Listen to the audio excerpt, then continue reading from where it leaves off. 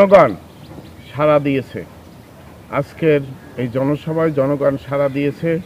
কিছুক্ষণের ভিতরেই আমাদের 3টা প্রোগ্রাম, অথচ আমরা যেভাবে সাড়া পেয়েছি তাতে 10টার ভিতরেই শহরের আনাচে কানাচে সমস্ত স্থানে বিএনপির জনসভায় অংশগ্রহণ করার জন্য ইন্ডিমেন্টে শহরে অনেক জায়গায় লোক ঢুকে পড়েছে।